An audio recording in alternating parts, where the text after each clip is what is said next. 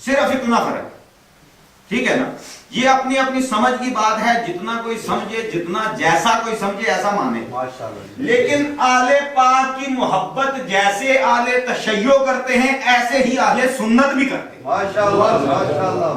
اسی کی دلیل یہ ہے کہ اہل تشیع کے علامہ صاحب بھی یہاں موجود ہیں اور اہل سنت کا بھی ایک خادم موجود ہے۔ اگر اختلاف ہوتا تو کبھی بھی اکٹھے نہ ہو سکتے۔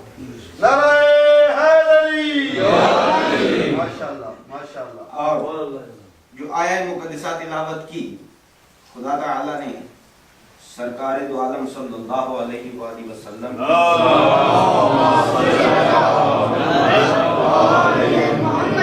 ہم پر حب آل محمد فرض کرا۔ آیت پڑھ لیں، سرسری پڑھ لیں، صرف ترجمہ کر لیں۔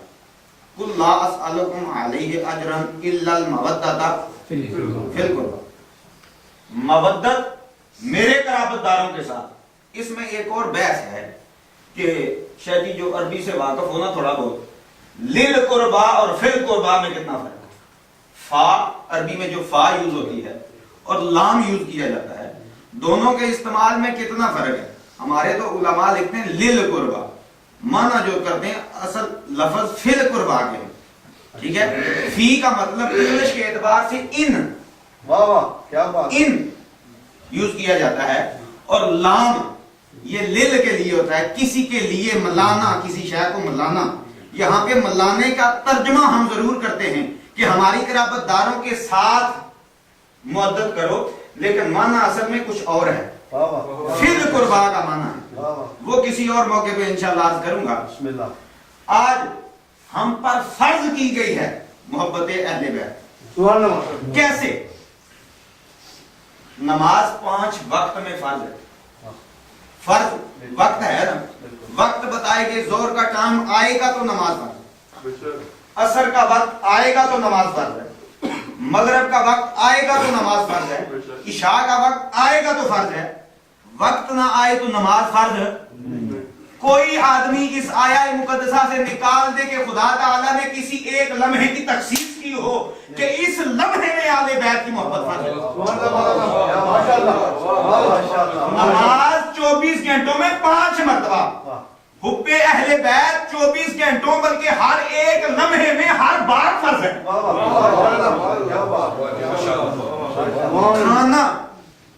کھانا ایک جسم کی ضرورت ہے۔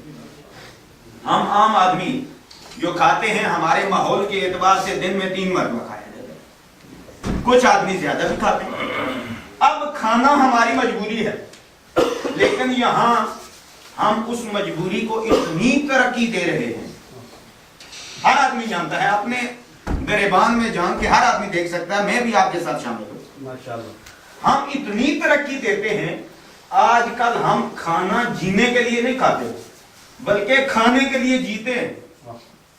فرق ہے، ایک ہے کھانا جینے کے لیے، مولا علی کا ارشاد یہ ہے، کھاؤ جس سے تم زندہ رہ سکو۔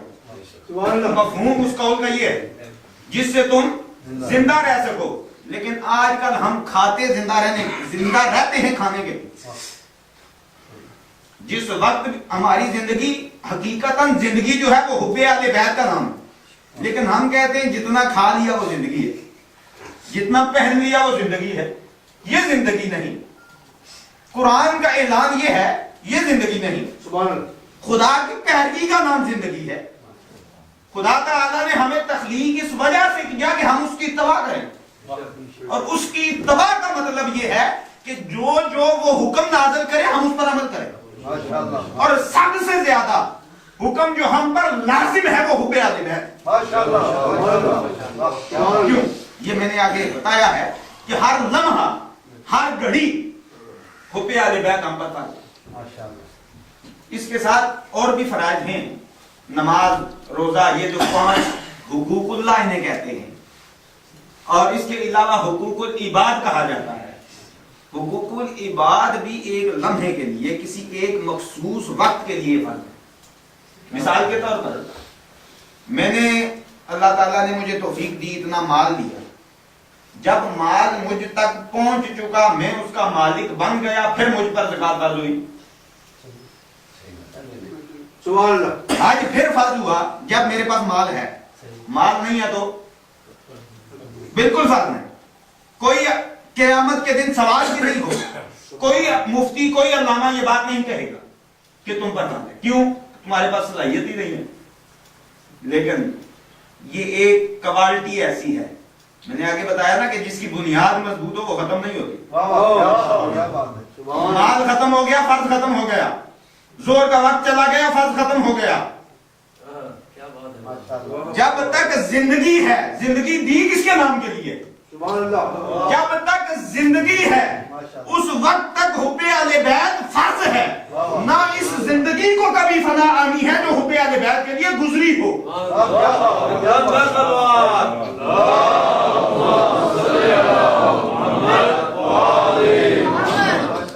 نہ اس زندگی کو فنا آنی ہے جو حب اہل بیت کے لیے گزری ہو.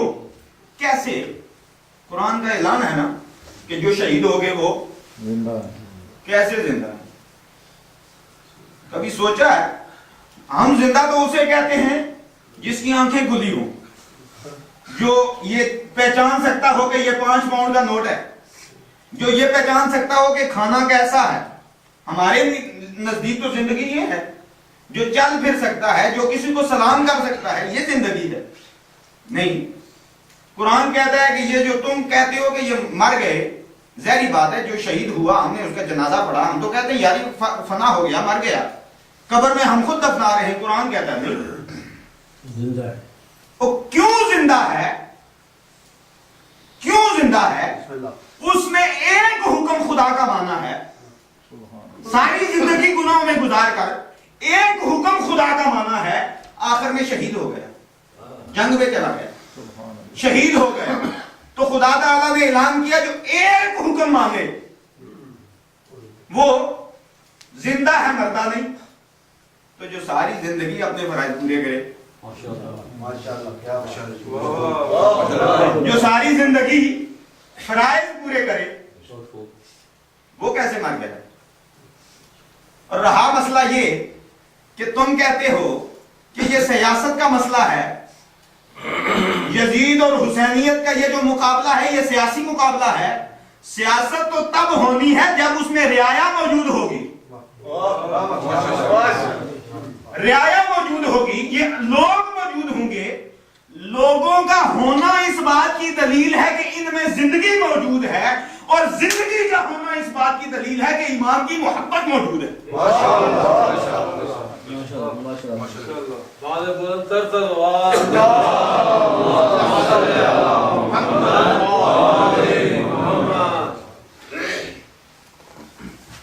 شاعر کا ایک کلام بڑا دکھ بھرا کلام ہے. صرف ایک شعر.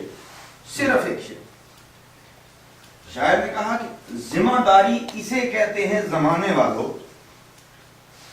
ذمہ داری اسے کہتے ہیں زمانے والوں، کٹ گئے ہاتھ مگر اب بھی علم اونچا ہے.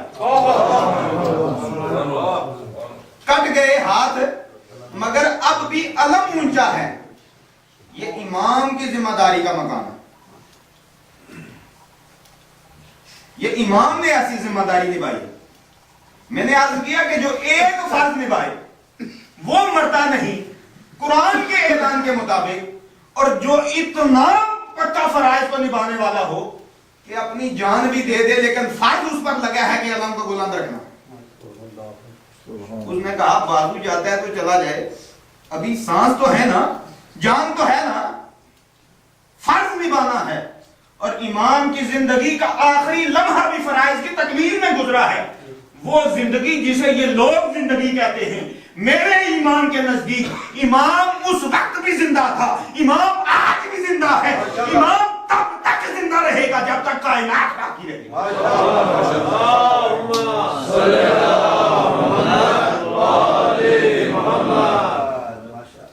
اس کے ساتھ ہی تفسیر جلالین کے اعتبار سے بات عرض کرتا چلوں، حب اہل بیت کے اعتبار سے اس میں حضرت عکاشہ کا ایک حوالہ رابطہ جو دیا جاتا ہے کہ سرکار دو عالم صلی اللہ علیہ وآلہ وسلم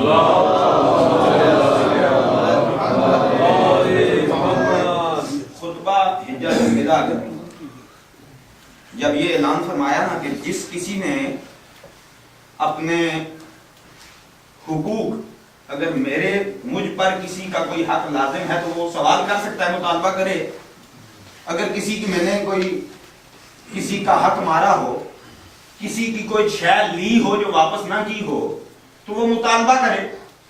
تو حضرت عکاشہ آگے بڑھے